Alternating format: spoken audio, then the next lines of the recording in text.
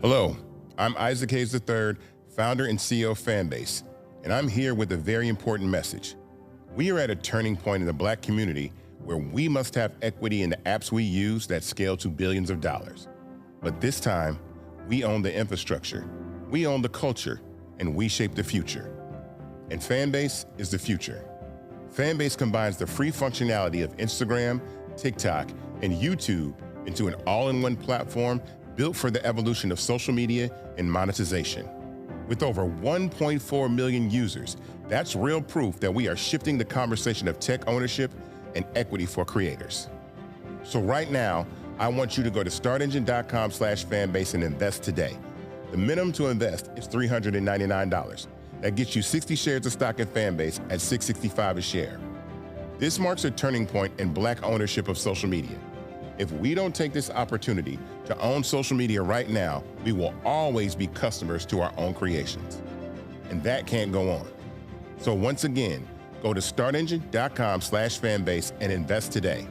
We must own the platforms where our voices live, our stories matter, and where our culture drives the world.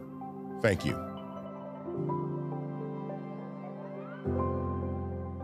Folks, Black Star Network is here. I'm real revolutionary right now. Black power. Support this man, Black media. He makes sure that our stories are told. Thank you for being the voice of Black America, Roland. Stay Black. I love y'all. All momentum we have now, we have to keep this going. The video looks phenomenal. See, there's a difference between Black Star Network and Black-owned media and something like CNN. You can't be Black-owned media and be scared. It's time to be smart. Bring your eyeballs home. You dig?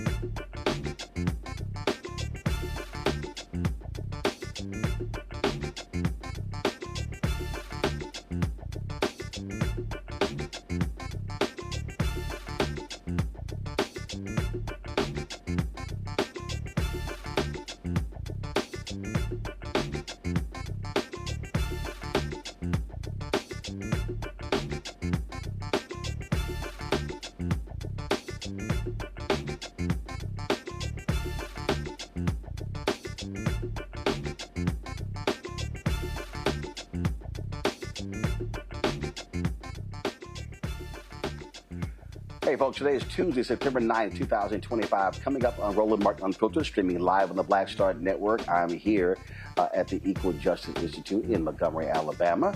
And so we are here in their Legacy Museum Annex here for a meeting of black strategists. I'll tell you more about that later in today's show. In Missouri, Republicans have passed a racially gerrymandered congressional map that removed the congressional district of Congressman Emanuel Cleaver. We'll talk with Congresswoman Yvette Clarke, chair of the Congressional Black Caucus, about this attack on black members of Congress. Also in today's show, Congresswoman Ayanna Pressley of Massachusetts, she is demanding that Federal Reserve Chair Jerome Powell address the rising unemployment rate of black women. She will join us on today's show as well. A New York pastor at Abyssinian Baptist Church is calling out MAGA Christians. We'll show you exactly what he has to say. And I keep telling y'all, these white Republicans are so focused and concerned about white births, white fertility rates.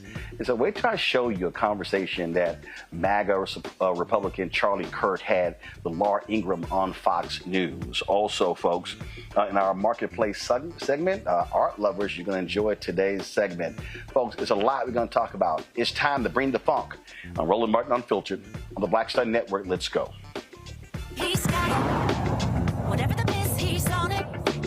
Whatever it is, he's got the scoop, the fact, the find. And when it breaks, he's right on time and it's rolling. Best believe he's knowing. Putting it down from sports to news to politics. With entertainment just for kicks, he's rolling. It's on go, y'all. It's Roland Martin, yeah. Rolling with Roland now. He's funk, he's fresh, he's real, the best, you know he's Roland Martin now.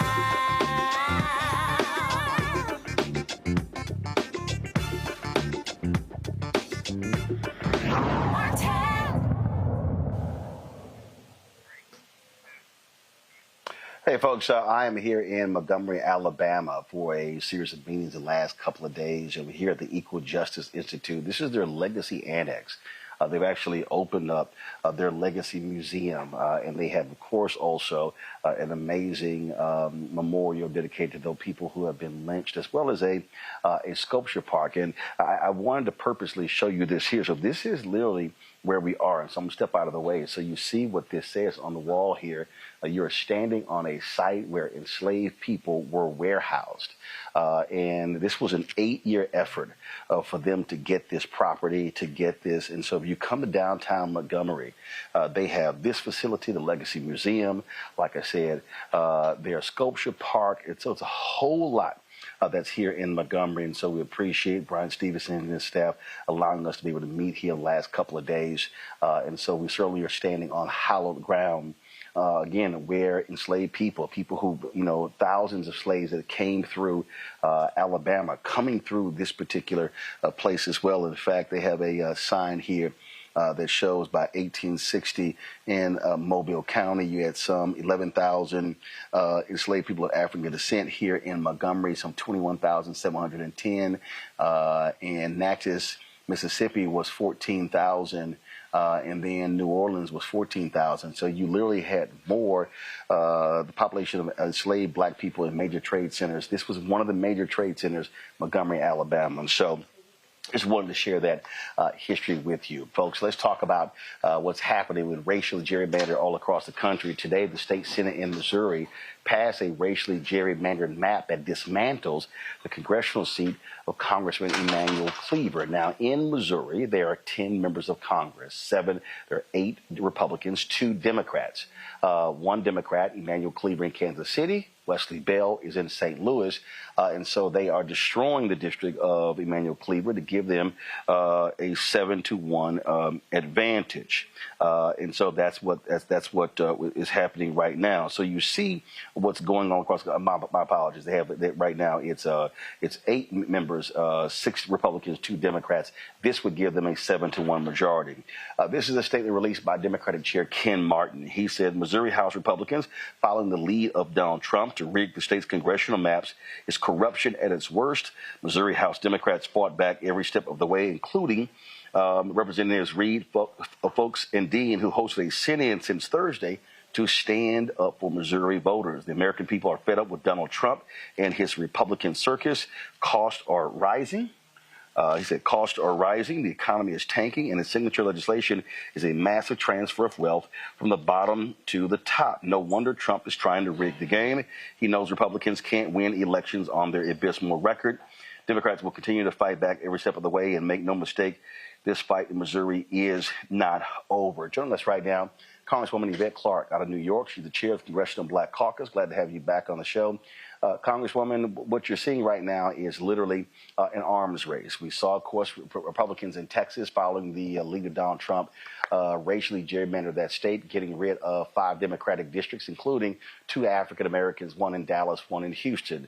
California Governor Gavin Newsom, he responded saying that he would be changing the maps there. We, of course, in your home state, Governor Kathy Hochul says she'll be moving to do the exact same thing there.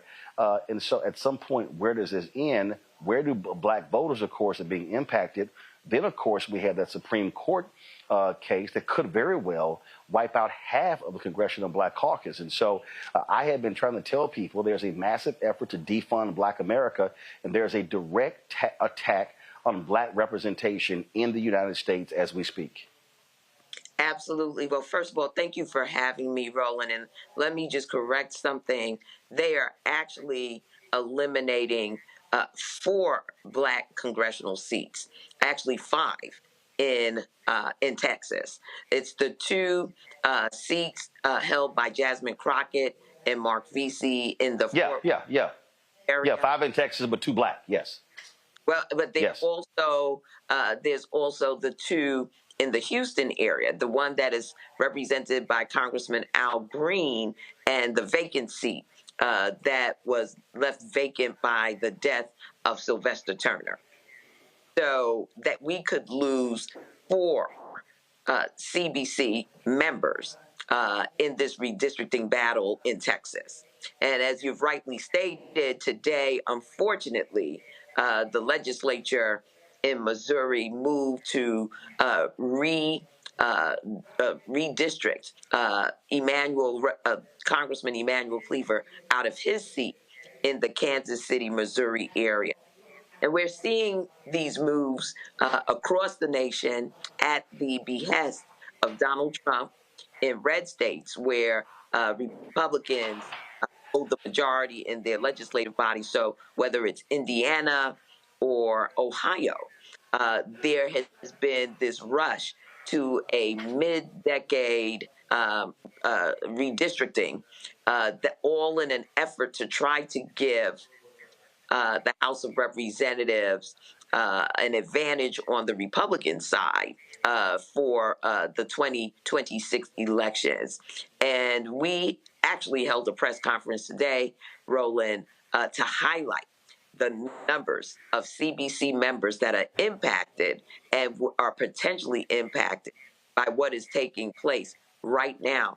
Even in Louisiana, there is litigation about to commence because they too are moving after having just gone through the process of expanding representation for black voters in Louisiana. They have now backtracked after it was a Republican governor, Republican state legislature that expanded their map to include another black opportunity district. So this is all under the pressure and vice of Donald Trump.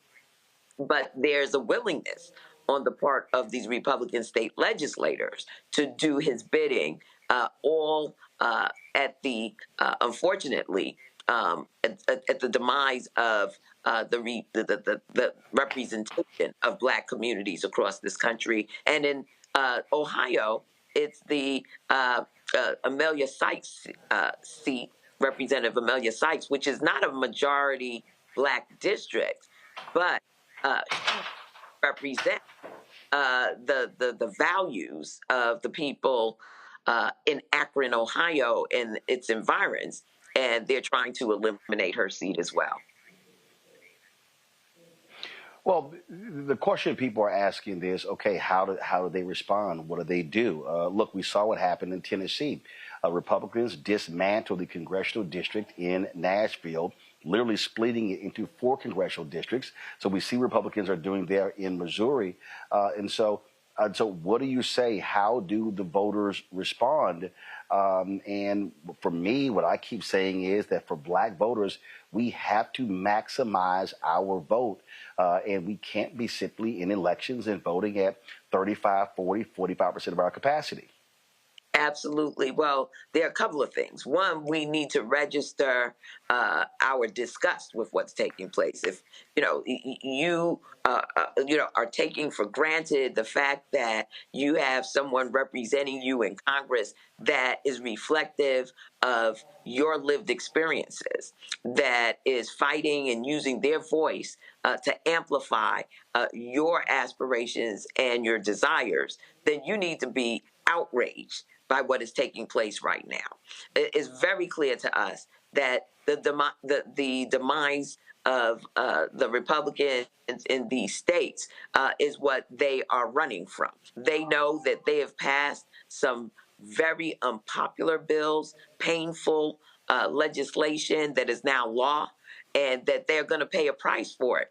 And so they're trying to get out ahead of that by gerrymandering in a mid-decade and basically putting themselves in the majority, so they think, in perpetuity. And so we've got to fight back.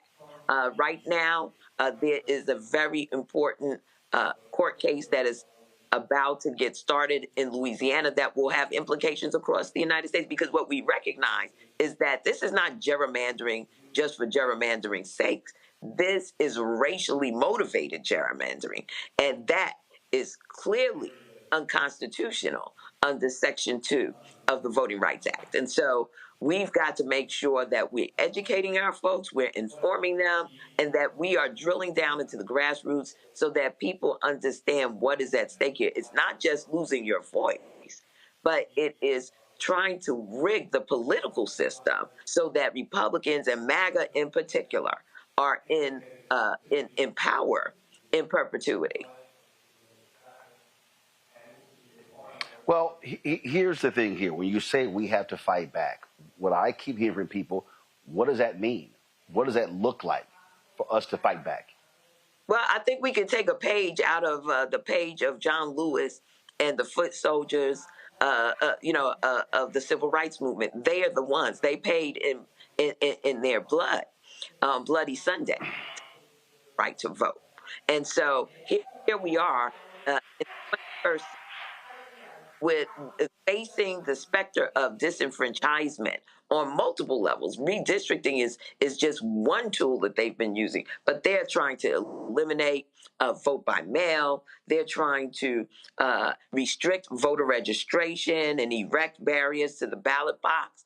This is all in an attempt, again, to wrestle power out of the Black community to empower our adversaries who clearly are racially motivated in the work that in their movements politically. And so we've got to meet fire with fire. And that looks like going into our communities on the ground, having our civil rights organizations, their affiliates, our any organizations in our communities that are all about empowering our people need to make sure that they're educated, they're informed, that we motivate people, because I know that there's so much cynicism out there. There is so much misinformation and disinformation being consumed in our community that it's unfortunately to our own demise. We know that, the NAACP Legal Defense Fund will be in the courts, particularly in Louisiana.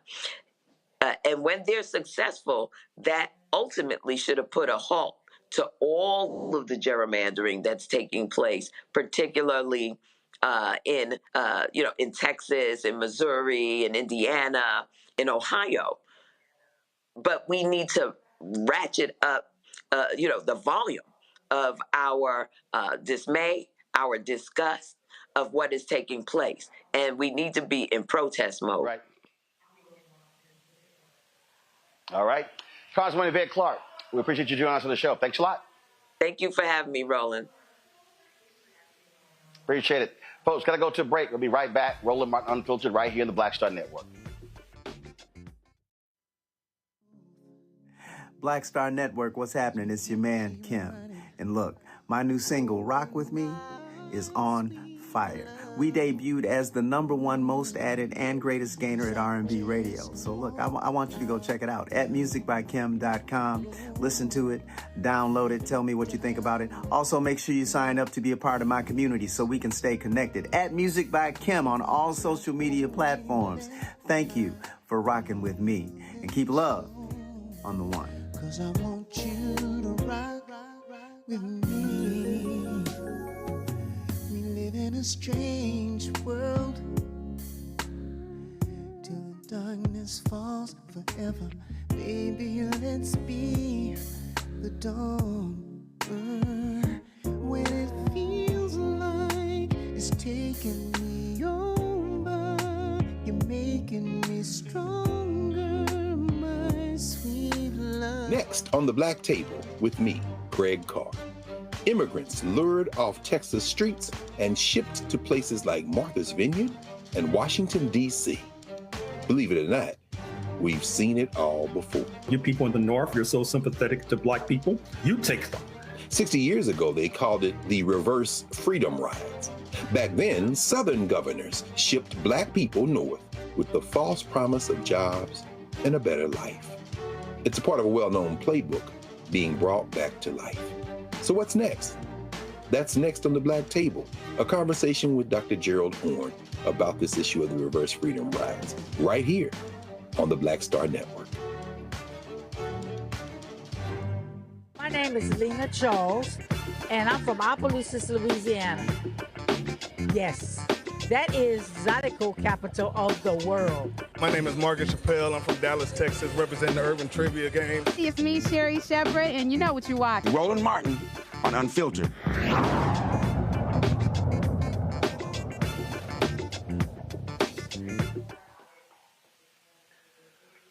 All right, folks, introducing my panel, Dr. Mustafa Santiago Ali, former senior advisor for environmental justice at the EPA, joining us out of D.C. Dr. Randy Bryant, she's entrepreneur, author, speaker, and creator of The Truthing Game out of Washington, D.C.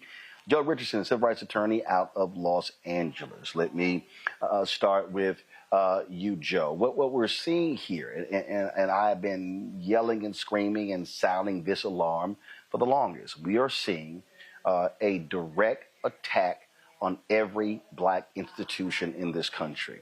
And we're going to keep saying this until Black folks wake up and realize this. What MAGA Republicans are doing, they are angry with what is taking place in the last 60 years. And so they are attacking Black politics, they're attacking Black economics, they're attacking Black academia, they're attacking Black health agencies, they're attacking every single thing. This is a complete effort to defund Black America. And people cannot act like this thing is normal. I mean, if I had to make a comparison, and I keep doing this, I mean, to be in this facility, the Equal Justice Institute, you talk about Reconstruction. What we saw in the period of Reconstruction, the aftermath, is what we're seeing right here. I've long said that the death of George Floyd marked the third Reconstruction. I kept warning people that this thing needs to last at least 20 years, a minimum of 20 years to truly be effective. The first two were shortened. Well, guess what? The third one didn't even last as long as the first two. And so in the aftermath of a Reconstruction period, there always was a vicious attack on African Americans. And after the first Reconstruction, 1865 to 1877, you saw the attack on Black political representation where they ran every African American out of Congress. What we are seeing right now is the same thing. A backlash, a vicious attack against Black America. Yeah, there's always a flip back with each and every one of these events that charts Black progress. And so here we are again, right? After Barack Obama and then eventually George Floyd, and now you see this flip back going on again. And so they're trying to flip it all the way back. And meanwhile, back at the ranch, if we're not voting the way that we need to, then it gets more difficult. I mean, voting is the most important battle line here. the idea that, and we feel like we're talking like we're broken records here, that we've lost blood, we've sacrificed blood, sweat, and tears for people to be able to vote, for our people to be able to vote. And the idea that someone could actually think that they're okay, black person, okay, despite the fact of not voting. And this is not regular gerrymandering. You have some people saying, well, the Democrats do this all the time, this and that and the other. Not only is it, in the middle of the 10 years towards the census, but it is directly calculated towards getting rid of black votes, black voices, particularly not only because black voices exist and they stand up for black people, but because black folks typically make the difference because of how well they vote together from a percentage standpoint between Democrats winning and losing elections. And so that's what they're trying to do. So, I'll be in D.C. a couple of weeks, and it'll be interesting to see what's left of the African American Museum, what they're trying to take away, how they're trying to take away history, tell different stories. I'm sure it's amazing you're sitting where you are, Roland, because this is exactly the kind of thing that they want to treat like it doesn't exist. And so we do have to wake up, understand what it is that's actually going on, that this is a direct attack on black folks, black things, black history, black culture, black contributions. You keep filling it in. And at the same time, understand that attacks on constitutional rights involving any and everyone affect us all. Sure, we're focused. We ought to be focused on what is affecting us. But listen, if they can go walk down the street, arrest this person, that person, without charges, without constitutional basis, then that's bad news for all of us. We're going to have Congresswoman Ayanna Pressley coming up next, talking about challenging the Federal Reserve when it comes to more than 300,000 black women losing their jobs. A little bit later in the show, we're going to have Congressman Al Green talking about access to capital and money flowing to Tier 1 black banks. Randy, that's what people don't understand. I don't think people really fully comprehend what our world will look like. When you talk about, you have some 67 members of the Congressional Black Caucus right now. If the Supreme Court, with the gerrymandering, okay, you're going to lose 2 in Texas. You're going to lose 1 in Missouri. That's 3 right there. They're trying to take out 1 in Ohio. Ron DeSantis ran through his maps that took out one of the districts in Florida. If the Supreme Court ruling, and look, we just saw Supreme Court yesterday give the green light to racially profiling Latinos in California. Listen, if this Supreme Court says, yeah, you know what, we're balancing race-based districts, half of the Congressional Black Caucus is wiped out. And all the people who love complaining about the CBC this, the CBC that, do you understand what will happen if you lose half of black members of Congress? That's what people have to fully comprehend what's going on. I resist being an alarmist, but it's absolutely time to ring the alarm. I mean, we are being viciously attacked. And he is trying to ensure, or the whole Trumplicans are trying to ensure, that black people don't have a voice, that we have no representation, that we have no say-so. And that is absolutely scary. We see what's happening already as it is, where they are passing laws that allow them to completely discriminate against us without any sort of due process. What I tried to tell people about yesterday's ruling, if they're saying that they can do race-based stops, nothing else needs to make them want to go after somebody but someone's race, or that they're speaking Spanish. If someone essentially does not look American, their very narrow view of what an American is, we absolutely should know that we are in danger. They will look at a black person and say, this black person doesn't look American or seems like a threat. And then when you go back to the gerrymandering, when they're saying, we think that we could lose, because they know black people, when we are united and fired up and focused, we get out there and vote. And so what they're saying is, because they're losing, they could lose, they say, well, let's just change the rules. Let's just change the maps. And so our votes will get lost, and anybody that represents us will be lost. And so we're in big trouble if no one is fighting for us. There are no voices for us. So yes, it is time to ring the alarm, and for all of us to wake up and raise hell.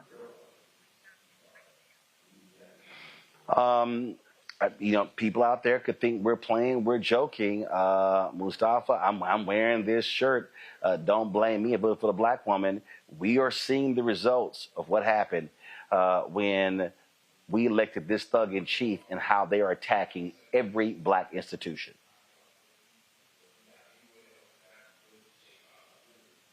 Define democracy in many of our communities across our country. These folks aren't playing, but they continue to play in your face, and folks just continue to allow it because they keep thinking, well, it can't get any worse. It can't happen to me. All of the things that help you to sleep at night, but the reality of the situation is that you are also on the chopping block. When I looked at the maps that they were doing today and the sets of actions that they continue to move forward on, I was thinking to myself, this looks like a damn crime scene sketch.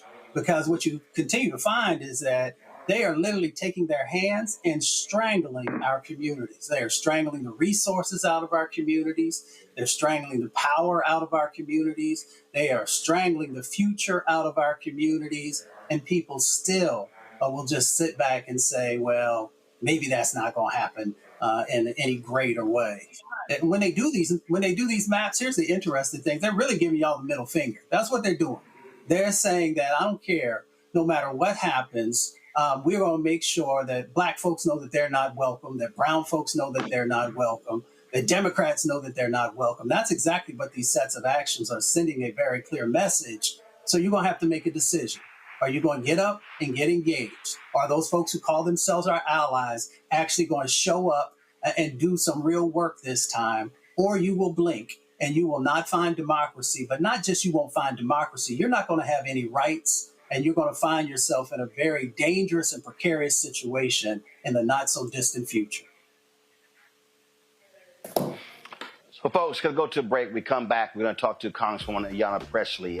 She is pressed to the case when it comes to the more than 300,000 black women who have lost jobs since January. We'll have her next. Folks, don't forget to support the work that we do here at Roland Martin Unfiltered and the Black Star Network. Join our Bring the Funk fan club. The goal is to get 20,000 of our fans contributing, on average $50 each a year. That's $4.19 a month, 13 cents a day. That funds this show as well as the other shows on our network. If you want to support us, please do so by utilizing Stripe QR code. If you want to give to us via Cash App or use a credit card, again, the Stripe QR code, you see it right there. PayPal is rmartin unfiltered. Venmo is rm unfiltered. Zelle, Roland at rolandsmartin.com. Roland at rolandmartinunfiltered.com. And again, if you want to check some money order, make it payable to Roland Martin Unfiltered, P.O. Box 57196, Washington, D.C. 2003 7-0196. Our goal is to raise $1 million between now and the end of the year. And so, if you want to make it all possible, stand with us as we celebrate 7 years of Roland Martin Unfiltered, 4 years of the Black Star Network. Back in a moment. This week on The Other Side of Change. D.C. has been ravaged and taken over by tanks, soldiers, police officers over the last 2 weeks, and it's only starting there. Trump has announced that he also has plans to bring this to Chicago, Baltimore, and New York City. So we're going to dig into it. This is On the Other Side of Change, only on the Black Star Network.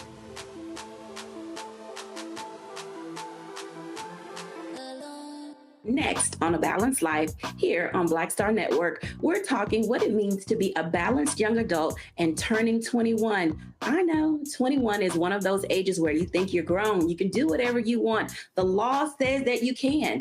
But what are you packing in your 21-year-old toolkit that will allow you to not only survive, but to thrive? You have every right to make whatever decision that you want to make, okay? Because you're grown. Don't go out here and do something and then want to come back and expect somebody else to clean it up for you. That's all this week on A Balanced Life with Dr. Jackie here on Black Star Network. This is Essence Atkins. Mr. Love King of R&B, Raheem Devon. It's me, Sherry Shepard, and you know what you watch. You're watching Roland Martin Unfiltered.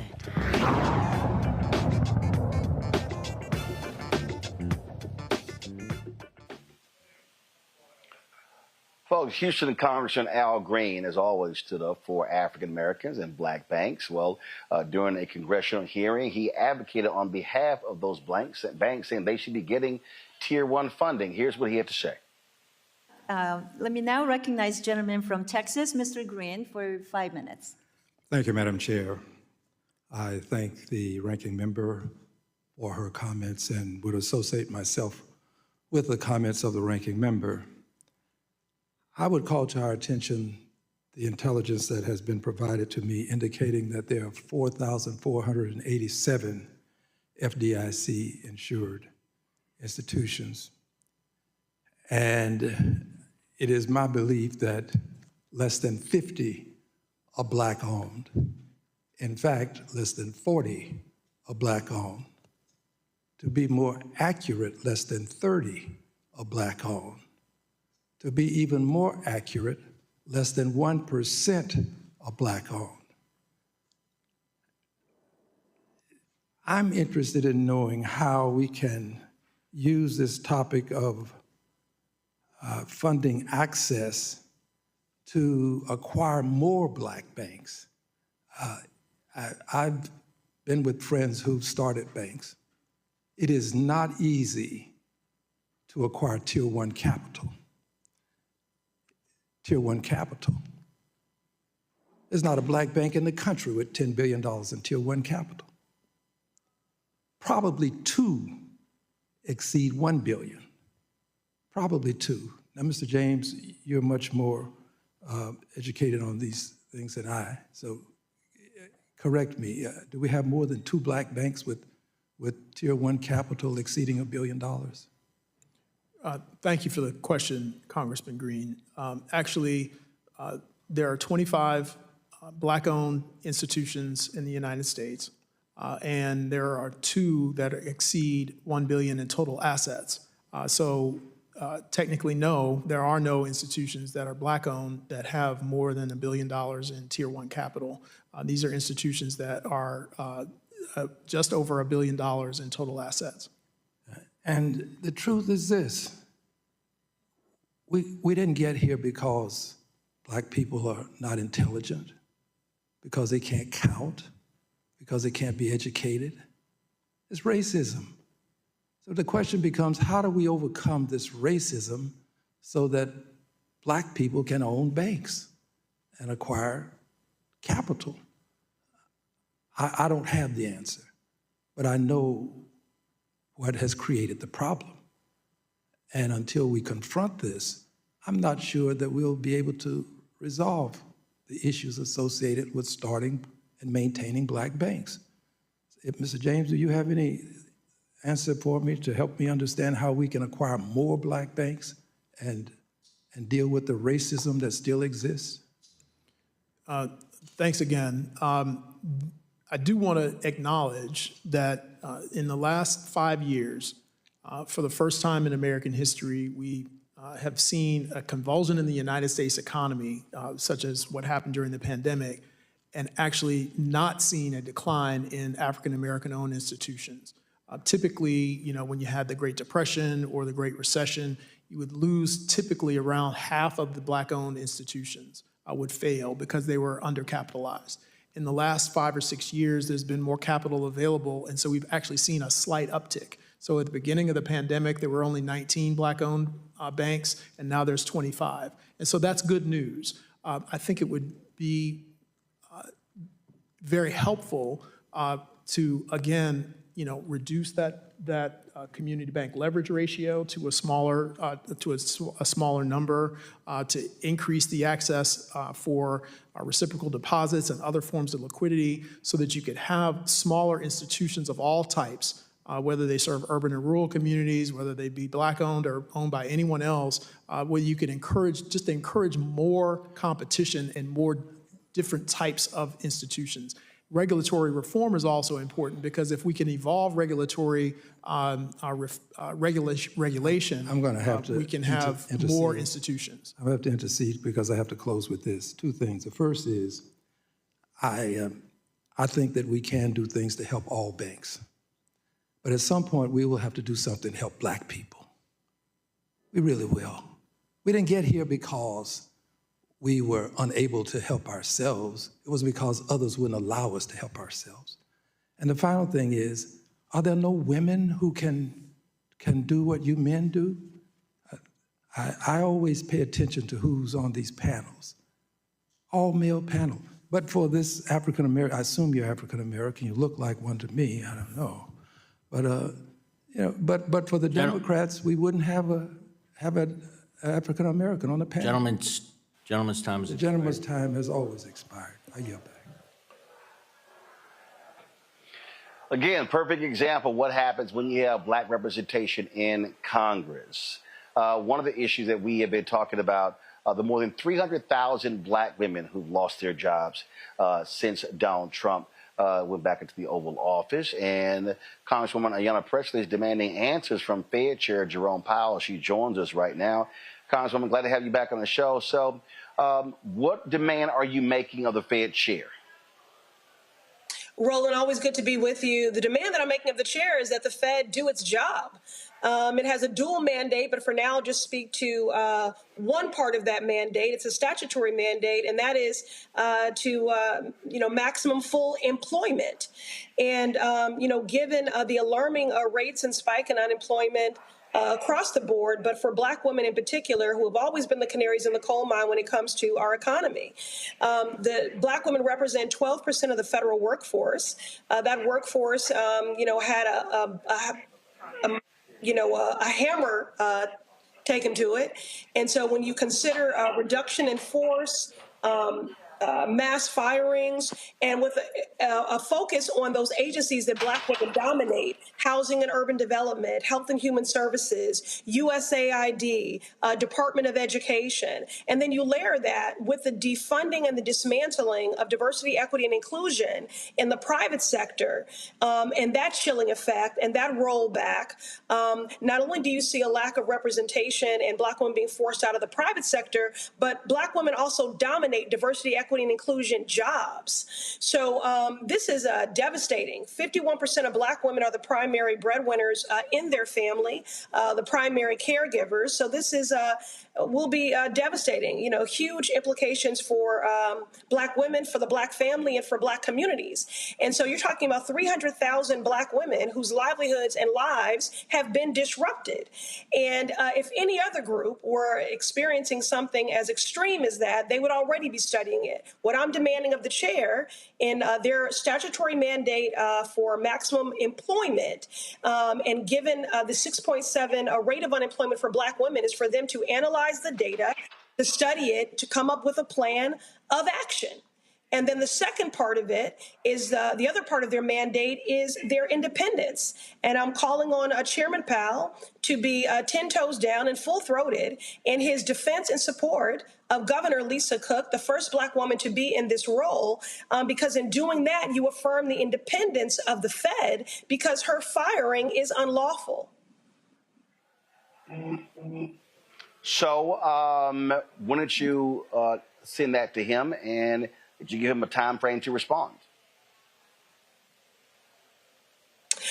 Yes, and we'll be following up to see what happens with that. I mean, listen, Roland, we're not just sitting around and waiting for answers. We're going to keep applying the pressure here because this is of deep consequence to black women, to black families, and black America. But again, to the economy writ large, because black women have always been the canaries in the coal mine. So this is a devastating metric of what is to come. And again, when you're talking about 300,000 families who've had their livelihoods and lives disrupted, I think for any other group, this would be a 5-alarm fire. And so we're going to keep the pressure on Chairman Powell and the Fed to honor that statutory dual mandate of maximum employment while also affirming their independence and being full-throated in their defense of Governor Lisa Cook, who is the most recent black leader and black woman in the long line of baseless attacks against black leadership in this administration. This hostile administration is giving obsessed. It is just anti-blackness on steroids everywhere we go. They are looking to decimate black wealth, to roll back black gains, to dilute the black voice, to disenfranchise our political power at every turn. I was meeting with some allies recently, and I said, we named the attacks on the immigrant community. We named the attacks on the LGBTQ community. We named the attacks on women. I'm going to need you all to name the anti-black racism that is rampant in this administration and pull up in a meaningful way to confront it. Yes, we are experiencing the harm disparately, and it is not indiscriminate. It is very precise. It is very targeted. So any person of conscience should be linking arms with us and applying pressure in all the ways that we are currently. Questions from my panel. I'll start first with you, Mustafa. Congresswoman, it's good to see you. We know historically there are a number of actions that have been put in place all the way back to the Black Codes and Jim Crow and the Freedmen's Bank collapse. How do we make sure that the investments that we need are actually there, but also the regulations to make sure that there's real enforcement in that space? Well, if you mean specifically to this, I mean, what I'm focused is a little bit of an echo, y'all, so just bear with me here. The strategy in this moment, it is litigation. The harm is acute, and so that can be a frustrating endeavor because when you're trying to match lawlessness with the rule of law, but that being said, we have been successful in slow rolling or blunting a lot of these unlawful, rogue, and racist attacks through the courts. It just takes more time. I still see outside of litigation, legislation as a tool at our disposal, despite how sobering the landscape is from a legislating standpoint, but I just keep applying the pressure. I'm just appealing to, 4 Republicans of conscience. Their majority is very slim, and I'm starting to see that pressure. I've been invited to a number of Republican districts to convene town halls because their own representatives will not meet with them. And as people start to feel the effects of this economy, the impact of these chaotic tariffs, the impact of these mass layoffs, and are worried about their Medicaid and their Social Security. So it's very important that we continue to keep the public aware and informed. And the more informed they are, the more enraged they are, and the more they're clear about who are the architects of this harm. And it is the opposition. And then finally, agitation and mobilization. So I think it's all of those things. It's litigation, it's legislation, it's agitation, it's mobilization. Look, this is a dictatorship, and you can't beat a dictator with appeasement. Hello, somebody. You cannot beat a dictator by being complicit in silence. The only way to beat a dictator is with defiance. And so we have to resist, reject, obstruct at every single turn. And so that's what I continue to do, and that's what I continue to push others to do. This is a 5-alarm fire. Yes, I'm concerned about everybody, but what this means for Black America and this moment of anti-Blackness on steroids, this is not about can we weather the next 4 years, y'all. This is going to shape the next 100 years. This is about harm that we'll be digging out for generations. So I also want to say the other thing I remain squarely focused on is reconstruction. What if we do our job and we rebuild this party and we get our gavel back, to do what? So that's what I'm actively working on now is what does the work of reconstruction look like? Because when you have someone running the country who's running it like one of his many failed bankrupt businesses, they're going to move fast and break things. And it's easy to do that. It's a lot harder to rebuild. But we have to right now begin thinking about what that looks like. What does that mean? And how do we do that? Randy, your question.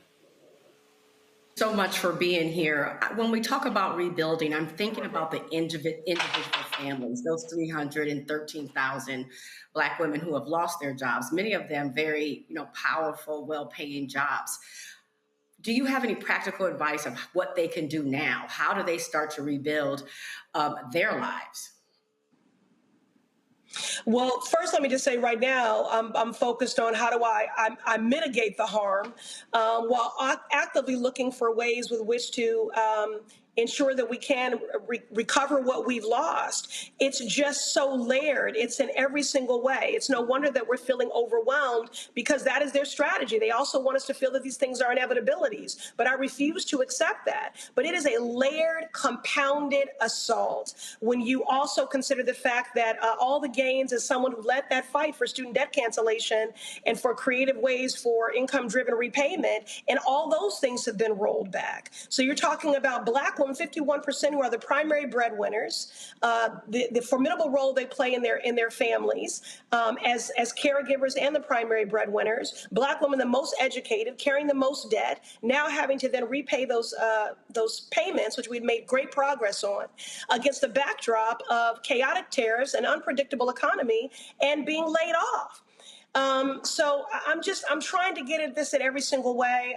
What I need Black women to know is that I see you. I'm centering you in every single thing that I am doing, and that I am fighting like hell for you.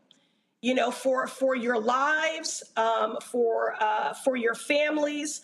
This is just, it is devastating. It is destabilizing, and we will be digging out, you know, for generations. That is the reality. But I'm trying to do whatever I can in this moment to buffer and mitigate the harms and to hold people accountable, like the Federal Reserve. You know, they have a statutory mandate. This is why lifting up the work of Sadie Alexander, the first Black woman with a PhD in economics, and Coretta Scott King and Barrett Rustin and others, why I've been pushing for a federal job guarantee since I've been in Congress, because that is a part of their statutory mandate. So now I'm saying, you see this crisis happening with Black women, analyze it in a meaningful way, come up with a plan that we can hold you accountable to, and let's get to work. Because if you don't care about, if you don't give a damn about Black women, then you don't give a damn about this economy or any working family, because Black women have always been the canaries in the coal mine. So this is a very frightening metric for what this means, for what's to come. Joe. Thank you, Congresswoman, for everything that you do. And this is, of course, incredibly important, beyond important. Time to sound the alarms, et cetera. And I appreciate that the window that you're going through, among the many things that you're doing, as you've said, is making a direct appeal to the Fed chair. What's the best way that folks like us that are now aware that there is something that's being attempted to be, there's pressure being brought to bear on this particular issue and this aspect of the issue, which is both micro and macro? You're talking about supporting this Black woman that's on the Fed, as well as analyzing, based on their statutory mandate, what's happening as it pertains to jobs and how this disproportionately affects Black women, et cetera. What's the best way for us to be part of educating people, and particularly our people, on this issue? Yeah, I would just ask every person to ask their elected representatives to join our call, to support us in that pressure. I think the most important thing is vigilance and stamina and saturation. We need as many people as possible applying that pressure and holding the Fed accountable in this way to do their job. And also, with the other part of that mandate, to affirm the independence of the Fed. Because not only is the targeting of Lisa Cook racist, but a consistent and predictable play from Donald Trump and his obsession with Black leadership and Black women in particular, but it is unlawful.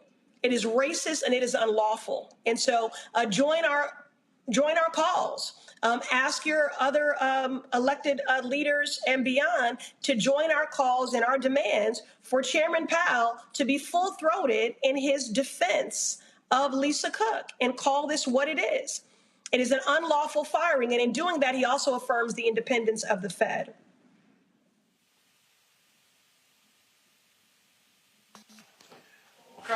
One of the things that, again, really since the inauguration, I have been very consistent in saying to this audience that there is a massive effort to defund Black America.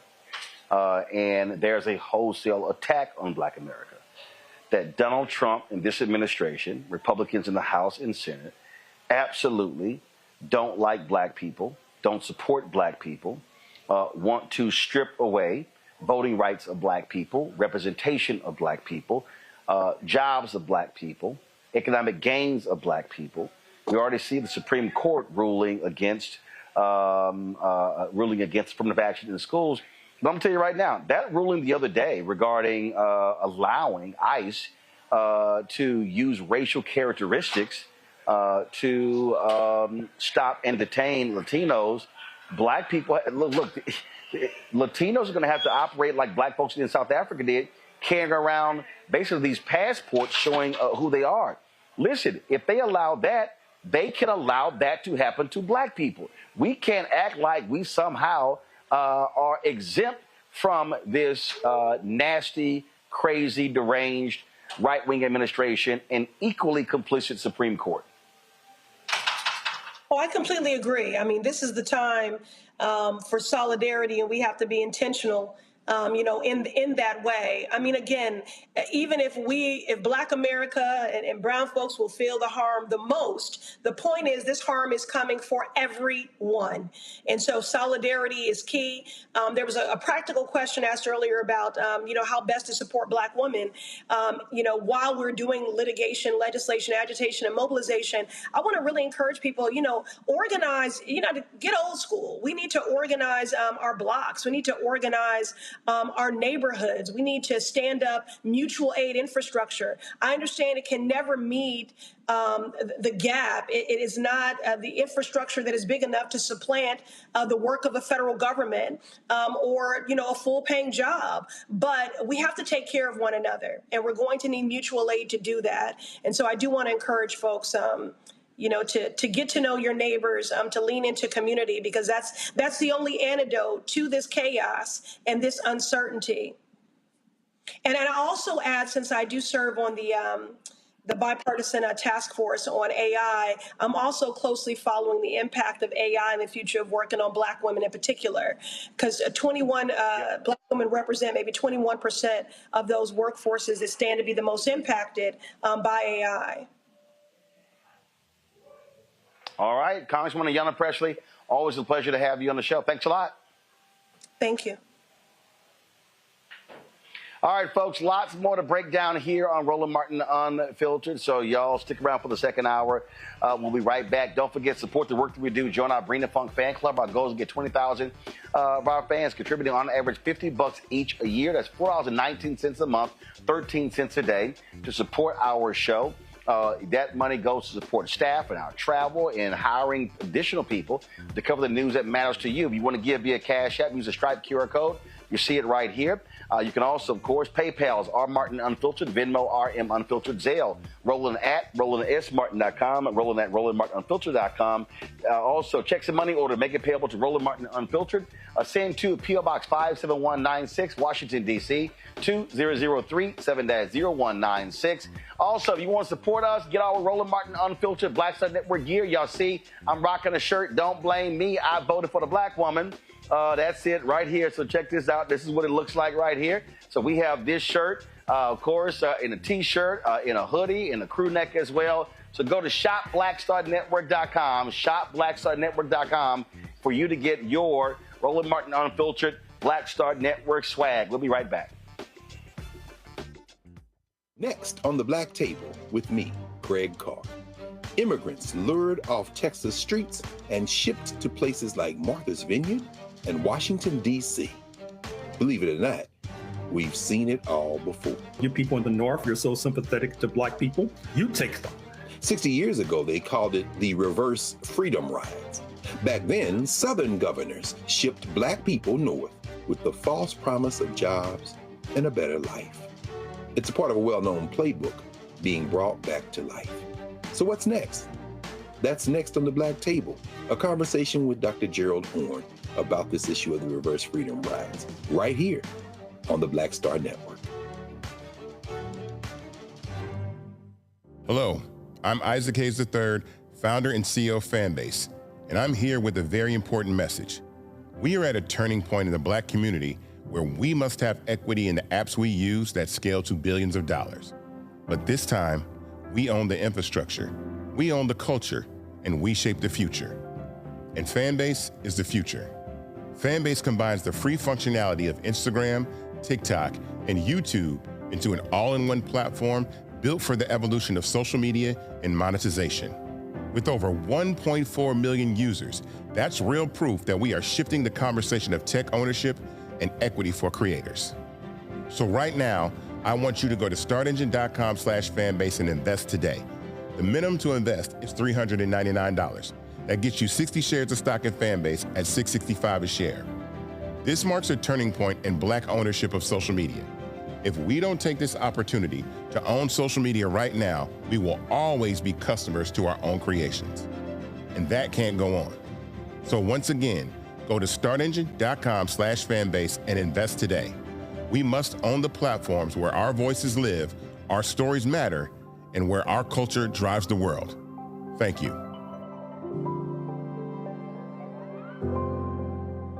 This week on the other side of change. DC has been ravaged and taken over by tanks, soldiers, police officers over the last 2 weeks, and it's only starting there. Trump has announced that he also has plans to bring this to Chicago, Baltimore, and New York City. So we're going to dig into it. This is On the Other Side of Change, only on the Black Star Network.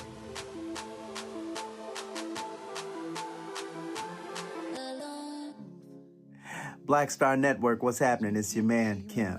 And look, my new single, Rock With Me, is on fire. We debuted as the #1 most added and greatest gainer at R&B radio. So look, I want you to go check it out at musicbykim.com. Listen to it, download it, tell me what you think about it. Also, make sure you sign up to be a part of my community so we can stay connected. At Music by Kim on all social media platforms. Thank you for rocking with me. And keep love on the one. 'Cause I want you to rock with me. We live in a strange world till the darkness falls forever. Baby, let's be the dawn. When it feels like it's taking me over, you're making me stronger, my sweet love. Hey, Sherry Shepard, and you know what you're watching, Roland Martin, Unfiltered.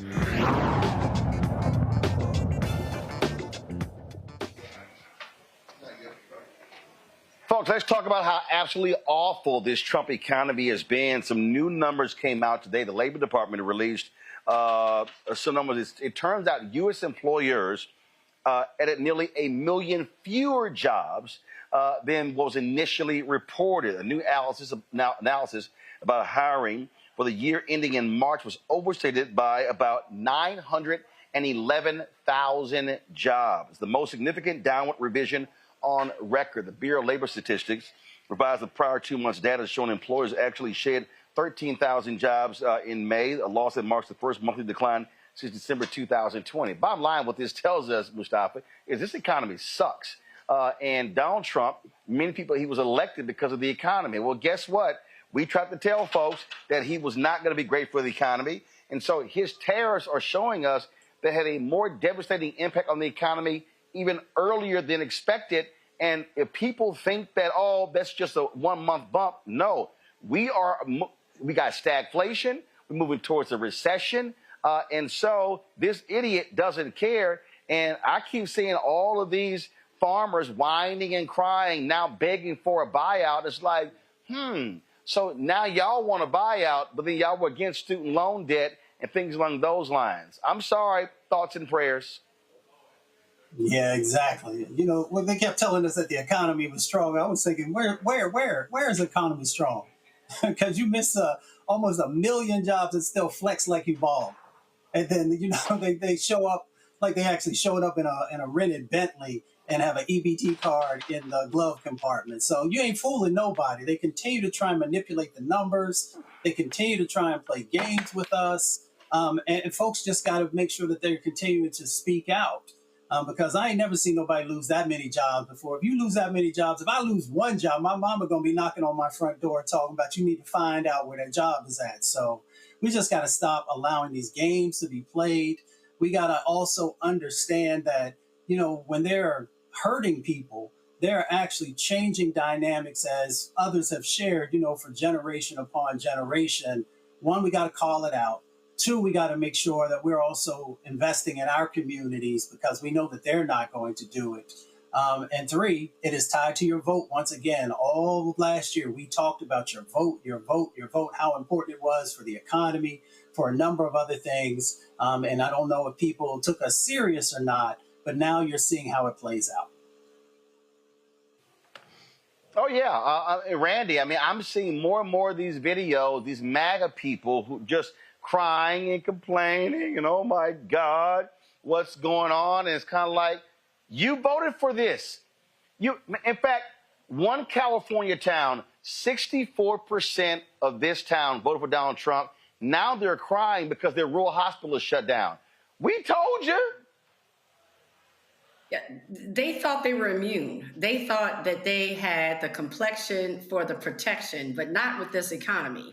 You think about it, 22,000 jobs, new jobs last month, which is abysmal. Typically, you want to see about 100,000 to keep up with the population. But this man and his policies is ruining the economy. You now have industries that are being greatly affected by tariffs. You also have people who no longer are coming to visit America. Nobody's trying to come from another country here. And so our tourism is down, so hospitality industries are affected. You also have where we have lost our workforce because, capitalism, you need a workforce that you don't have to pay as much for it to run. People don't want to say that will take these low wage jobs. So that's why these farmers are also struggling because they chased off the workforce. They either sent them out or sent them into hiding. And so his policies have real effects. And these policies are what they voted for, but they thought that they would be protected, that their whiteness was going to protect them for these terrible policies that he said he was going to do. But they were so ignorant and they're so enamored by that man that it seems like they don't listen. But I bet you one thing, their pockets are going to make them listen. Their being hungry is going to make them listen. Not having a place to eat is going to make them, to live is going to make them listen. But it's having a real impact. This economy sucks and there's no other way to say it. Joe, I'm looking at this right here. This came in today. 3 rural hospitals in Virginia are shutting down. Augusta Health said that it's a response to the One Big Beautiful Bill Act and the resulting realities for healthcare delivery. And so, guess what? A lot of those MAGA wave flagging folks in rural Virginia, hello, say goodbye to your hospital, all because of Donald Trump and his policies. Say goodbye to your hospital and then say hello to increased hospital expenses, increased medical care expenses for all of us, even those of us that are insured. People that are in emergency care that can't get regular primary care, they're going to show up somewhere. That's going to be covered, quote covered, but ultimately it has to be paid for. And so that's going to continue a vicious, terrible cycle. We're going to become sicker, right? Less people are going to go to the hospital. By the time they go to the hospital, it's going to cost more and be more on an emergency basis. And it's going to continue this cycle that's going to cost more money for all of us, right? Healthcare is not going to go down. It's not going to be more expensive. You're not going to have better outcomes when people in rural areas can't get care, when there's more crowded hospitals in other areas, or because there's less hospitals in a rural or some other area, you're going to have more people seeking care. You're going to have a whole lot of chaos that's going to result. And it's going to continue. And it's going to be very, very hard to unwind. It's very hard because eventually what will happen is what's starting to happen. You see with the loss of jobs that the economy is contracting. The economy is contracting. We won't be able to turn this around and bring money back to bear that we have lost because the economy is contracted. People aren't shopping, people aren't buying, et cetera, et cetera, et cetera. So it's going to continue to be this cycle that's going to continue to affect those that are the least of us and those of us that thought we had our thing on a string. Those of us that thought that we were doing well and that Trump was our guy are going to suffer a very, very severe situation, and there's going to be no sympathy forthcoming related to it. Again, we told all these people this was going to happen. And Randy, to your point, they thought it was going to be somebody else. They thought, oh, we're going to own the libs. And it's like, you're an idiot because it's going to impact you. The grocery prices, the food prices. We saw this before the last time. He screwed farmers and $25 billion in American taxpayer money had to bail them out. So they were shocked it happened again. It's just called a sequel if this was Hollywood. Well, their racism makes them blind to logic. Their absolute racism makes them blind to logic. And so all they focus on is what he's going to do against everyone else. And so they got excited when he talked about getting the illegals out of here. They got excited when he went on an attack against DEI and affirmative action and, anything woke, as he called it. They got excited and they thought that they were part of the chosen people, that this boy who was this guy, this orange person who was born as a millionaire, got $1 million loan from his dad to bail him out on a few occasions, really has some relation to them, their Midwest or South or farmer values. And he doesn't care about them, but they do not get that. Their racism, I'm telling you, makes people delusional. It's an absolute sickness that completely melts any ability to think logically, because he's told them what he was going to do. Project 2025 said what he was going to do, but they did not think it would affect them because of racism. And what gets me, Mustafa, is just a blatant line. Donald Trump was on a radio show this morning saying, we have no inflation. Prices are down on just about everything. Prices are way down on energy. Dude, you're lying. He's literally lying. And these MAGA idiots, they just go, oh, I guess you're right. Well, that's also the responsibility of the press, right? Because they continue to allow him to share things that aren't true. They don't ask the probing questions. They don't make sure that there's a follow-up afterwards to bring the facts forward. And then we also have a responsibility. When I say we, I mean the American public. Because if farmers are catching all of this hell, then they need to make sure that they are continuing to speak out against policies that are not working for them. For the folks who work in the healthcare arena, they have to pull forward not just the statistics of people who are getting sick and who are dying, but also the folks who are now going into bankruptcy because they can't afford it. People who are going into the grocery store, you should take your phone and you should record all those prices that are there when you walk outside of that supermarket with 2 bags in your hand and it costs over $100.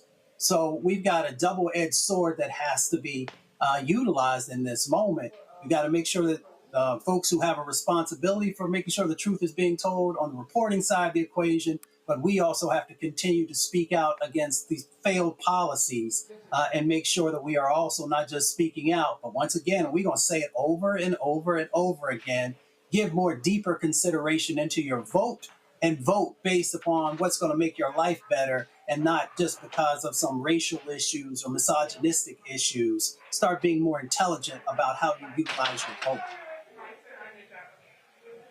Folks, gonna go to the break. We come back. Well, I keep telling y'all, white people are scared. DC has been ravaged and taken over by tanks, soldiers, police officers over the last 2 weeks, and it's only starting there. Trump has announced that he also has plans to bring this to Chicago, Baltimore, and New York City. So we're going to dig into it. This is On the Other Side of Change, only on the Black Star Network.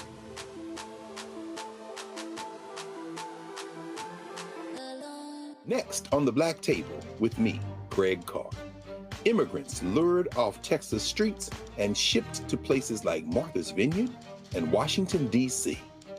Believe it or not, we've seen it all before. You people in the North, you're so sympathetic to black people, you take them. 60 years ago, they called it the reverse freedom rides. Back then, Southern governors shipped black people north with the false promise of jobs and a better life. It's a part of a well-known playbook being brought back to life. So what's next? That's next on the Black Table, a conversation with Dr. Gerald Horne about this issue of the reverse freedom rides, right here on the Black Star Network. Hey, what's up, y'all? I'm Devon Frank. I'm Dr. Robin B., pharmacist and fitness coach, and you're watching Roland Martin Unfiltered.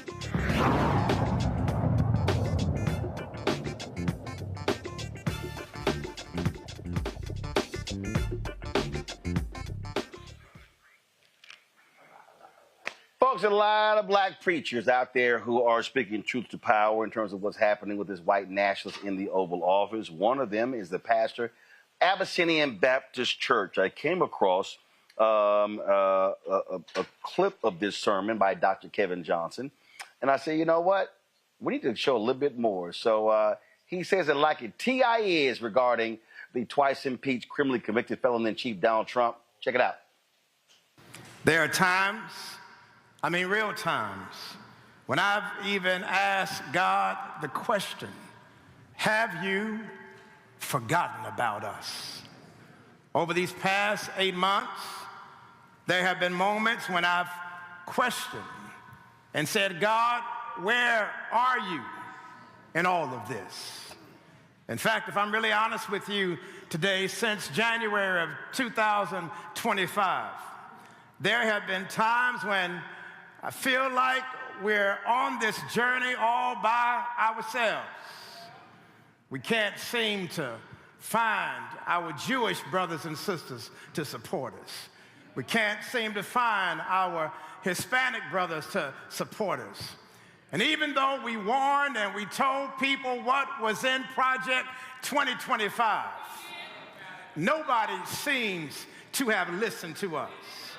Every time we turn around, this president is doing all he can to hurt us, to damage us, to intimidate us, to frustrate us, to upset us, to irritate us, to aggravate us, to anger us, to discourage us, to dampen us, to depress us, to dishearten us, to terrify us, to threaten us, to marginalize us, to exclude us, to diminish us, to silence us, to destroy us.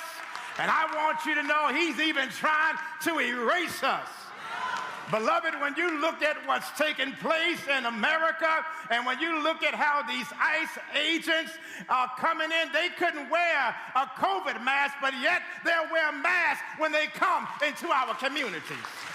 They're invading our cities and invading our neighborhoods. Yes, there is a sense of this systematically dismantling the very workforce. Beloved, when you hear that there are federal workers who are losing their jobs, don't you know that there have been black families who have sent their children to school and gone on to get a degree all on the federal government's back? That's the least they can do because we helped build this country. When you look at how they're deploying federal troops in the cities and dismantling every DEI program, then blaming us for the planes that crashed, saying that it's DEI, when you look at the fact that they are granting asylum to South Africans while banning refugees who are black and brown, and when you look at the fact that they're trying to tell the Smithsonian to stop teaching about how bad slavery was. Yes, it was bad. And guess what? You can't erase all the horror, all the pain, all the suffering that this country has caused to generations and generations of black people in this country. And I'm sharing this with you today. It's because this past week it hit a boiling point when he was there in the Oval Office and talking about sending federal troops into cities, and he had the audacity to say that our young people were born criminals. Beloved, the only criminal I know is the one who has 34 felonies. The only criminal I know is the one who tried to overturn the election. The only criminal I know who has incited a insurrection on January 6th. The only criminal I know is the one who stole classified documents and hid them at his house in Mar-a-Lago. The only person I know who's a criminal is the one who paid hush money to cover up an affair, who is allowing Israel to kill babies and commit genocide in Gaza. That's the person I know. And when you look at what just came out yesterday as it relates to unemployment, do you know that under this president that we now have more unemployed people than we do have people trying to get a job? This is not taking America forward, but this is taking America backwards.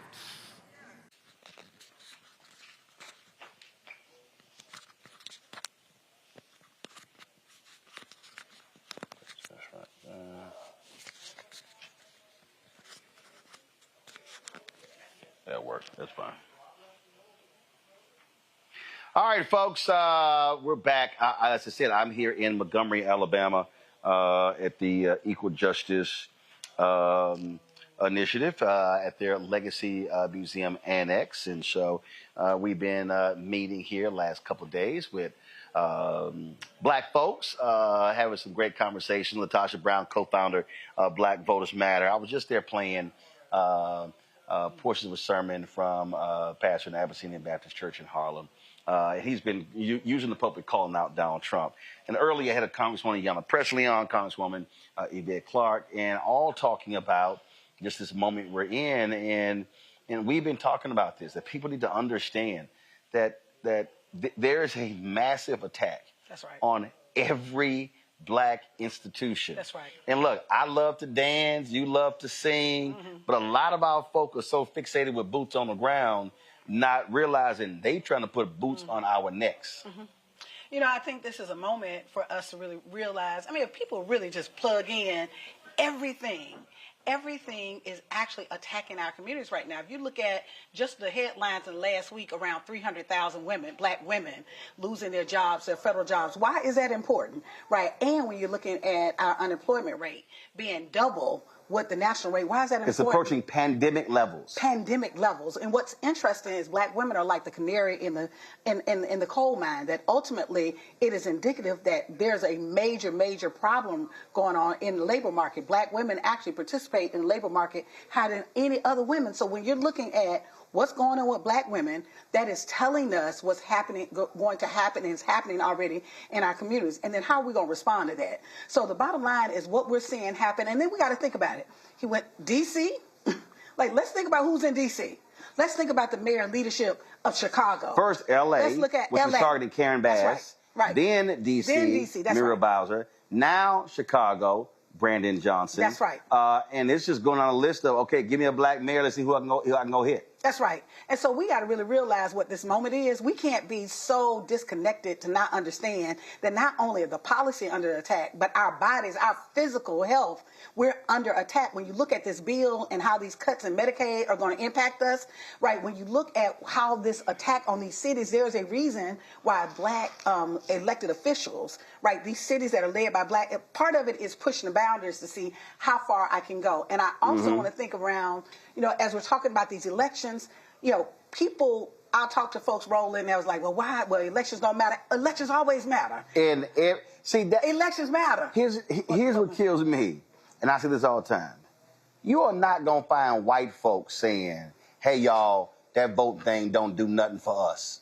They ain't saying that. No. Now, it's some white folks who don't vote, but it's amazing how a lot of us are listening to people who claim to be doctors and activists or in who concern about the community, who are literally telling us that stuff don't matter, ain't nothing gonna change. That's right. And the truth of the matter is it's sensationalized. And that's just not true. Every single aspect of our lives is impacted by public policy. Right. So the truth of the matter is there's nothing from how much money you make to where you live, where you can get a mortgage. All of those things are set by public policy. And who are elected officials, they're policymakers. Now, let me say this. I understand people's frustration. Right. When we're out in the communities, yes, we are frustrated because we know that there's more that we deserve that we should be getting. Right. And you want to see the results of your votes. Of your votes. But we also need to understand that sometimes we also have to use this as a harm reduction strategy, that when people are coming for your community, you have to use every single tool available to stop them. You also, when people, you can't let folks attack your community and there's no consequences. And voting in itself is not enough, but it is certainly a consequence. I think what we need to also think about is this next year's election is going to be critical, not just for the place of, okay, who's going to get in office. That's important, but it has to be a vote of resistance. We have to get out in massive numbers and let folks know, everybody, that we're coming for you. If you come for us, we're using every single tool available to us to push back and to hold folks accountable. We are willing to do anything to protect me and mine. The marker that I have been using, the target goal I've been using is 70%. I'm saying, folks, if the goal should be at a minimum voting at 70% of our capacity. And so when you just do simple math, if there are 100,000 eligible Black voters and they're registered, Yes. If we vote at 40%, that's 40,000 people voting. We vote at 70%, that's 70,000.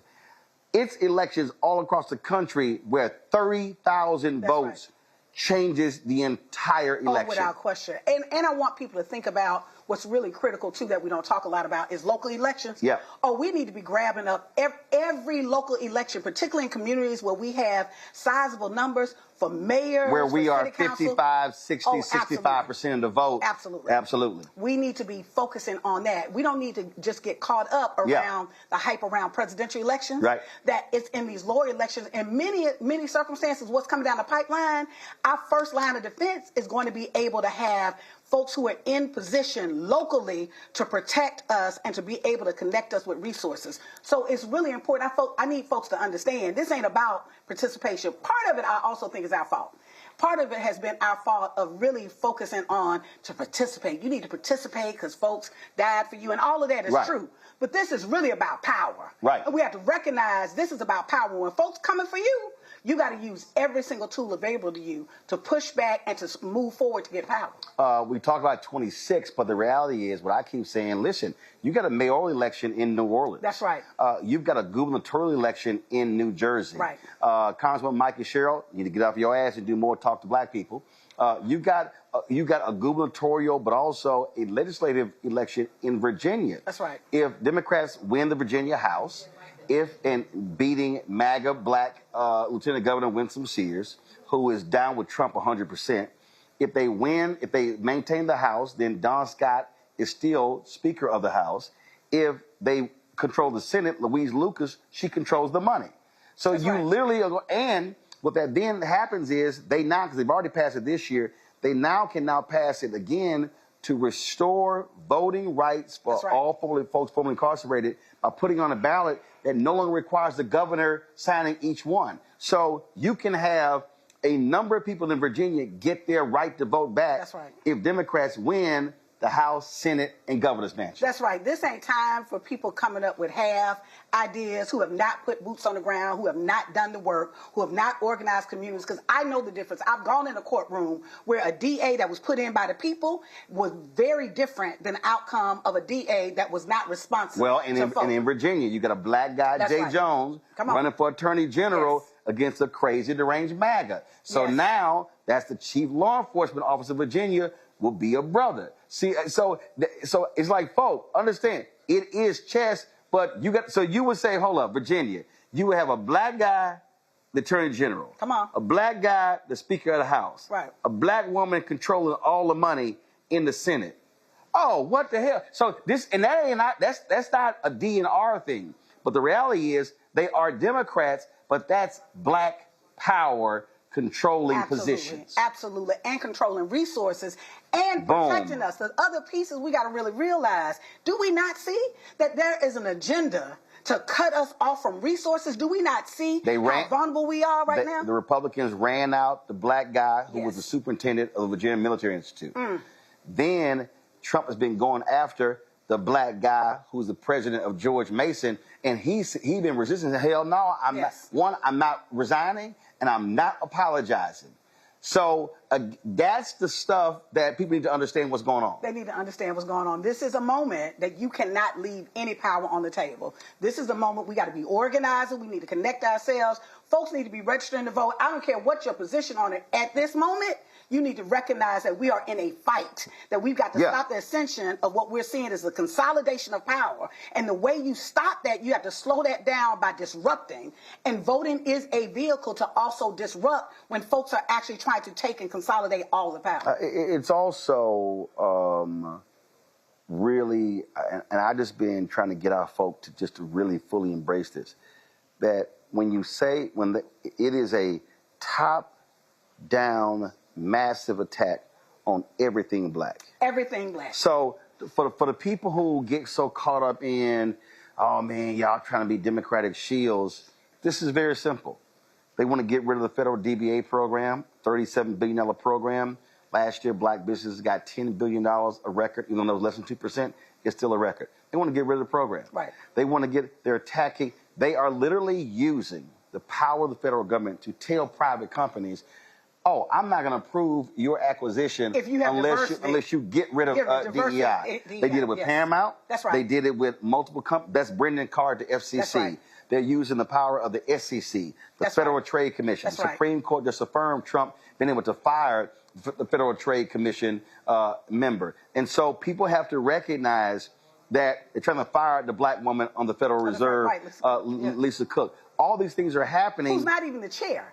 The irony around it is she's not even the chair. So why, out of all the governors you have, we have to realize that there is a strong message to stop black building. There is a strong message to actually punish anything and strip away anything that actually helps black folks advance or get access to resources. And so if that's going to be the case, our response can't just be sitting at home, because if we're sitting at home, that means we're giving them permission. We're saying, oh, it's okay, I don't care about that. Part of the voter suppression and what we're seeing right now is not because we weren't participating. It is a response to black folks actually moving forward and gaining some policy wins. So we got to really think about this moment right now. This moment is not the setback. This got to be the setup moment. This is the moment that we got to come out strong. Last point here. This generation, and this is, I think, where the rubber meets the road. This generation has never had to encounter what I am calling Jim Crow 2.0. Right. We had to deal with stuff. We had to deal with Reagan, and we had to deal with stuff. No. I would say there has been nothing. No. There's been nothing. And even if you go back 60s, if you think White House, you didn't have this level of attack from LBJ Kennedy. Right. You go to 56, you didn't have this attack really from Eisenhower. No. He was indifferent. Then you go Truman, FDR. This literally. We've not seen this. We have not seen this. But this literally is the most direct assault and anti-black presidential administration since that violent racist Woodrow Wilson. Absolutely. Absolutely. And that's why I need people to understand that there are no games here. Right. This is an all-out assault on everything black. Everything black. And you think in terms of resources when we're thinking about how the middle class was built. When we think about black folks moving forward, we just think we're going to sit back and it's just going to fade out. It will not. First of all, if you attack the federal government and the jobs, you are attacking the black middle class, which means you're attacking black housing. Then you attack black giving. Yes. Then what they're now doing by attacking with the companies, they're now freezing the resources that are going to nonprofits. So that are going to. That's right. I mean, see, folks don't even understand how this thing is, how it is impacting everything downstream. That's right. There is an anti-black agenda. Do not fool yourself. There's the evidence. It's not even like behind closed doors. Right. It's in our face. Oh yeah. Oh, they real public. I mean, last week, Senator Eric Schmidt of Missouri, Republican, gave one of the most racist speech. People got to look at it. He literally, we did it. We showed it 3 times last week. He literally said, "Our ancestors did. It was for them and us. Right. Nobody else." He was saying this thing was for white people. You know, the irony around that is who built this country, and also the irony around, so you believe that black folk, that we are existing in this country for the pleasure of just serving you? Like, we've got to wake up and recognize that even God gave a duck enough sense to take care of his ducklings.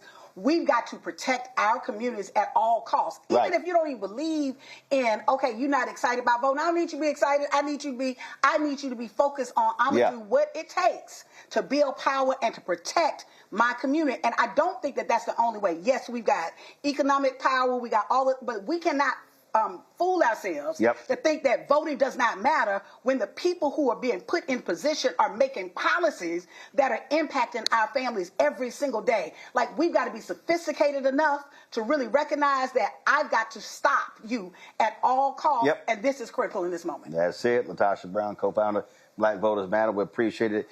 Last thing, y'all, and I keep saying this here. We also have to fund our institutions. We do. Y'all heard me say, listen, if you want to give a campaign, that's fine. I would rather you give money to Black Voters Matter because you know the money is going on the ground. I'm not trying to fight these and deal with these white consultants who don't want to invest money on the ground, who don't want to do black-owned media, who want us to be sharecroppers, and that is get out there and vote or volunteer for free.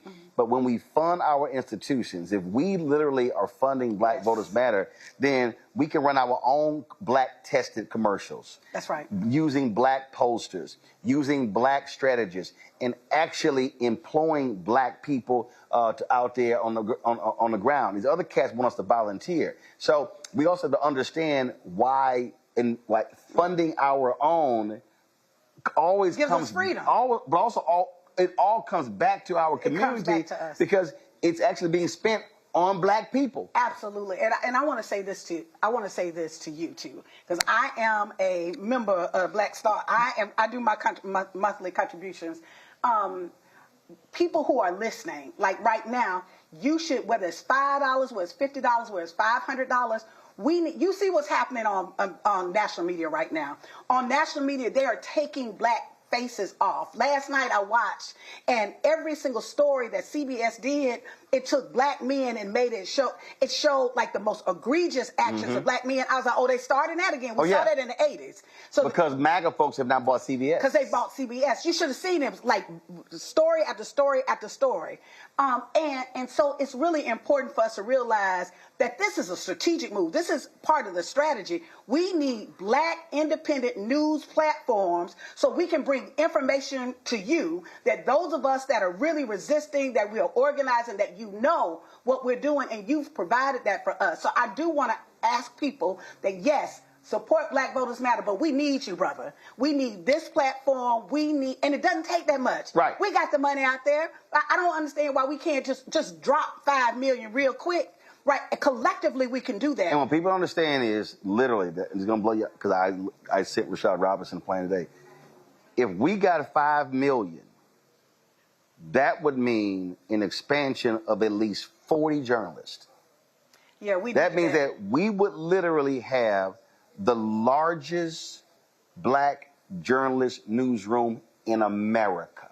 And we need it. I need people to understand that we need it, because what you hear becomes real for most folks. We saw what they did to Joy Reid. We saw what they did with Don Lemon. We saw what they did to we saw what they've done to all of our journalists like you, who got the courage to tell the truth. And you have put your sweat into this space and have provided this platform for us. I can't tell you how grateful I am, but I do need people. We got to step up, y'all. This ain't even that moment that we can say, oh, if what I feel like, this is the moment that we've got to put our money where our mouth is. If we can go give these white folks that don't give a darn about us, right, money for a purse or whatever it is that we want. I like stuff like the next person. We can take some money and invest in platforms so that there's not a blackout in the information that we get. That's it. Absolutely. Yeah. Kathy Hughes said, information is power. Information is power. So is voting. Amen. Tasha, we appreciate it. Thank you, brother. Folks, on that note, we told you we celebrated 7 years on September 4th. Our goal was to raise $1 million. Latasha put that 5. So here's the deal. This is how you do it. If you want to contribute via Cash App, use the Stripe QR code. You see it right here. Just point your phone to it. The Stripe QR code. PayPal is R Martin Unfiltered. Venmo is RM Unfiltered. Zelle, Roland at RolandSMartin.com. Roland at RolandMartinUnfiltered.com. And a whole bunch of y'all send checks and money orders every week. I appreciate it. I said, of course, make it payable to Roland Martin Unfiltered, P.O. Box 57196, Washington, D.C., 2003, 7-0196. Coming up next, our shop, BlackStarNetwork.com marketplace. Back in a moment. Black Star Network, what's happening? It's your man, Kim. And look, my new single, Rock With Me, is on fire. We debuted as the #1 most added and greatest gainer at R&B radio. So look, I want you to go check it out at musicbykim.com.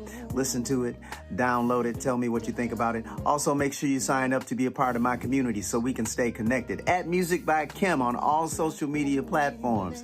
Thank you for rocking with me. And keep love on the one. 'Cause I want you to rock with me. We live in a strange world till the darkness falls forever. Baby, let's be the dawn. When it feels like it's taking me over, you're making This week on A Balanced Life with Dr. Jackie, we're talking all things entrepreneurship. Whether you want to jump right in, take a leap of faith, or you've just been thinking about it for a while, we're having a one-on-one candid conversation with Dr. Tierney, our level up coach and YouTuber of the amazing Hey Sugar. So let's talk about entrepreneurship. Before you jump out here, know that it is some work that goes into it. And not necessarily the work in the business itself, but some inner work. That's this week on A Balanced Life with Dr. Jackie on Black Star Network.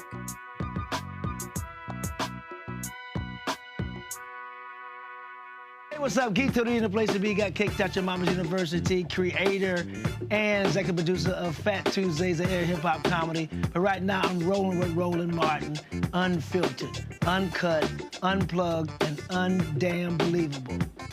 You hear me?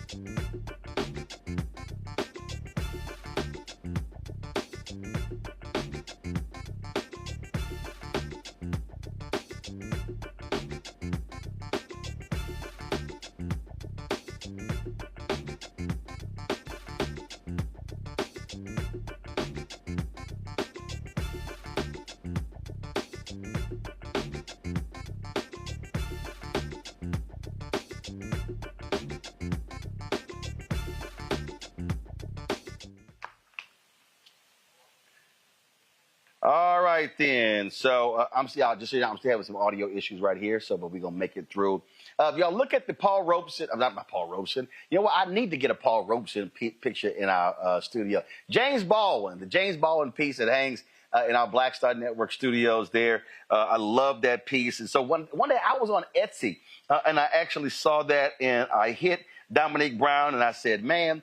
I said, I got to get that. And so she sent that to us. I bought it from her, paid for it. And so she's the award-winning artist behind Damo Inc., of course. Vibrant art pieces, unapologetically bold and reflect a creative brand known for modern portraits, cultural textures, and all of that. Dominique joins us right now. Glad to have you here. First and foremost, just folks who don't know, when did you really start your art? Man, I've been drawing since I was a little girl. Like my first image I have of myself, like I guess thought, was when I was in preschool. I did an illustration of a lady on a paper plate. To me, I thought it was bomb. Probably now in hindsight, it probably wasn't. But my teacher telling me like, this is a really nice portrait, I think like basically put me on the path to just always keep drawing.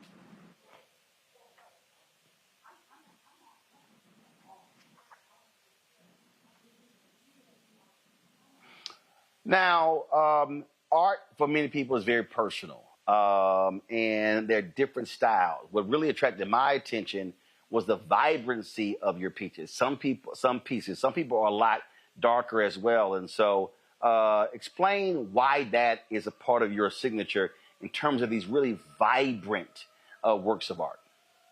I think for me, I grew up in a very vibrant house. Like my parents had art all over the home. We had figurines. Every Christmas, they're always buying me art supplies. Like I've always been around color. Like my house is colorful, as you can see. I think for me, I think it's really important to bring that into people's spaces. I think obviously like people, I guess like you probably even look at, like let's say if you have a kid that grew up in a beige room compared to a kid that was born in a colorful room, the kid that was in that colorful room is creative, has thoughts behind, they're just like more artistic. So I think that's why I push that in my artwork of just kind of basically inspiring people to be creative. Let's go to some questions from my panel. Let's see, who do I think really is it? Well, you know what? I'll start with you, Randy. You know, you got some art pieces there, and you always talking about how cultured you are. I think you just bougie, but go on right ahead.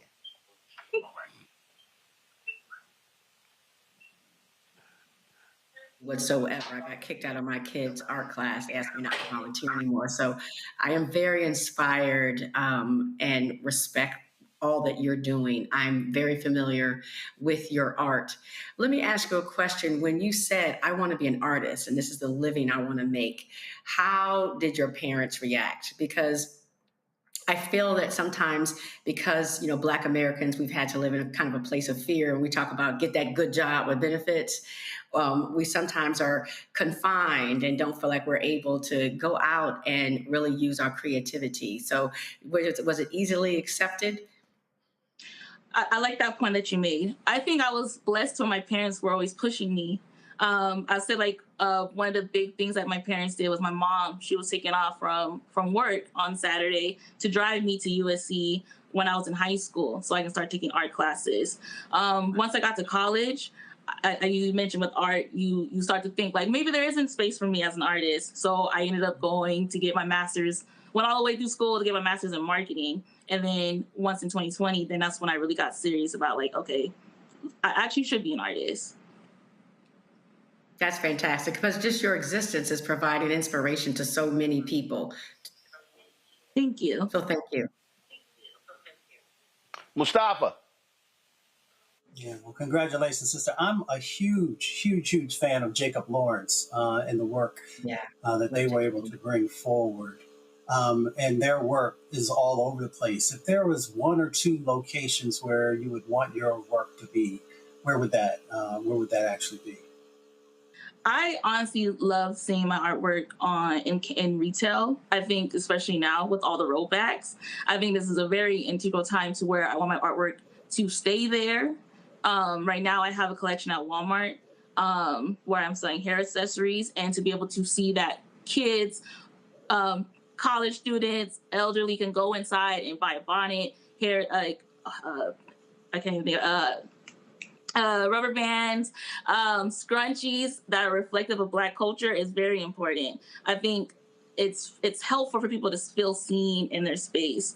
So now we're seeing retail pull back on a lot of Black-owned businesses, and we don't have that no more. We kind of have to go online. So I kind of want to be able to still be able to be in retail over the coming years so people can continue to feel seen. Another place as well, I think it's really good for me, has been in campaigns. I think people really need to see themselves there as well. I recently did a collaboration with the Rams for Juneteenth to where people were able, so in that campaign, I created apparel. Also, we went to Flores Joyner Elementary School where we painted murals for the kids so they can see themselves reflected because the murals had children of all different races. So I think I just really want to kind of stay in those spaces in retail and campaigns. Joe. Yeah, this is really amazing. I'm sitting here looking at the website. You got art, you got decor, you've got clothes. You've got lifestyle. What is the next frontier? Because you already do so much. And it kind of connects to the previous question. Are there any kinds of products that you don't make already that you would like to make? Yeah, so right now I'm leaning a lot into like plushies. I'm leaning into collectibles. I think that's something I really want to get into. Like Christmas season is coming up. So like currently right now we're creating nutcrackers, which is different. Because I feel like it's still part of the whole like, hey, like let's bring ourselves to these spaces. So I think thank you. Yeah, because as you know, if you go to the store, you're not gonna find no Black nutcracker. If you do, it's just a white figurine that was just painted Black. So I think for me, I just always want to continue to create products that are reflective of our culture, no matter what it is. So I think that's why I'm kind of leaning into more of the toy design, because I want to kind of start getting to the younger generations so that they don't have that same kind of feeling that I had growing up, where I wasn't seeing Black art to where I didn't feel like I could be a Black artist. So I want to kind of start in that younger space. So that's why I'm leaning into the plushies, as I have right here, which is the Honey Supreme, which is basically... Wow, that's amazing. Thank you. Yes, because it's basically a metaphor to sunflowers, how sunflowers look to the sun. Sunflowers are basically a symbol of resilience, positivity, always looking up no matter what the circumstances are. All right, then. Well, folks, again, Dominique has some amazing pieces. If y'all go to shopblackstarnetwork.com, y'all can certainly get those. If you want to get your copy of that James Baldwin piece we have hanging up in our studio, you can absolutely do so. If you go to the website, you'll see the pieces, Coretta Scott King and Dr. King, Rosa Parks, John Lewis, some others as well. And so it's Damo Inc., and so support her artwork. Dominique, I appreciate you being on today's show. Thanks a lot. Thank you. All right, then. Folks, that is it for us. Let me thank Mustafa, Randy, and Joe for being on today's show. I certainly appreciate it. Thank you so very much. Let me also thank the folks at the Equal Justice Initiative. Certainly glad to be here at this amazing facility, touring their sculpture garden, as well as the lynching memorial that's also here. So if you come to Montgomery, be sure to check it out. Folks, that is it for us. If you want to support the work that we do, join our Bring the Funk fan club. Our goal is to get 20,000 of our fans contributing on average $50 each a year. You can't do that. We appreciate what you can give. If you can do more, that'd be great as well. Support us by going to using for Cash App, use the Stripe QR code. You see it right here, right there on the screen. If you also have a credit card, you can use the same thing. PayPal is R Martin Unfiltered. Venmo is RM Unfiltered. Zelle, Roland at RolandSMartin.com, Roland at RolandMartinUnfiltered.com. Download the Black Star. First of all, check some money order, make it payable to Roland Martin Unfiltered. Send to P.O. Box 57196, Washington, D.C. 2003 7-0196. Also, folks, download the Black Star Network app, Apple phone, Android phone, Apple TV, Android TV, Roku, Amazon Fire TV, Xbox One, Samsung Smart TV. You can also, of course, be sure to get a copy of my book, White Fear, How the Browning of America is Making White Folks Lose Their Minds. Available at bookstores nationwide. Get the audio version I read on Audible. If you want to get our Black Star Network, Roland Martin Unfiltered swag. So, for instance, the shirt I'm rocking right here, don't blame me. I voted for the black woman. Y'all check it out. I love this shirt here. Go to shopblackstarnetwork.com for this shirt and the other shirts that we have as well. Also, support our black-owned companies like Dominique by going to shopblackstarnetwork.com and, of course, going to our marketplace to support those black-owned vendors as well. You see the products that are on my set. We got lots of products. We got backpacks, man. We got all kinds of sauces. We got, candles that smell like your favorite foods, man. Just some amazing products. So go to shopblackstarnetwork.com. And, of course, support Fanbase. Download the app, Fanbase, black-owned social media app. And we keep talking about we need our own platform, so we should be all on Fanbase. I am. Follow me at Roland S. Martin. So download the app, Fanbase. If you want to invest, they've raised $13 million. So go to startengine.com/Fanbase, startengine.com/Fanbase. More information. Folks, that's it for me. I'll see y'all tomorrow right here, Roland Martin Unfiltered on the Black Star Network. And again, man, I love this here. And I love this sign right here. It says, "You are standing on a site where enslaved people were warehoused." Folks, we have to honor our history and respect our history. And we are standing right now on hallowed ground. And so let's never forget where our people came from and what they endured. And what we should be doing every single day is honoring them with our sacrifice, with our love, and fighting for them in everything that we do. I'll see y'all tomorrow from Washington, D.C. Holla!